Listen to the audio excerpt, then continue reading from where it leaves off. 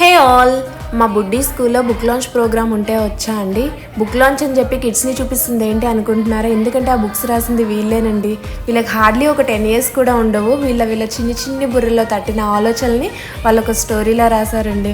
నాకు అక్కడికి వెళ్ళాక వాళ్ళందరినీ చూసి చాలా ఆశ్చర్యం వేసిందండి. ఎందుకంటే మోర్ దాన్ 150 స్టూడెంట్స్ పార్టిసిపేట్ చేశారంటే 3rd grade to 10th grade వరకును. అందులో మోర్ దాన్ ఒక 120 బుక్స్ ప్రింట్ అయ్యాయంటండి. చాలా గ్రేట్ కదండి. Hats off to you kids. ఇదిగోనండి, ఇదే నా కొడుకు రాసిన బుక్, ది డ్రాగన్స్ బెయిన్.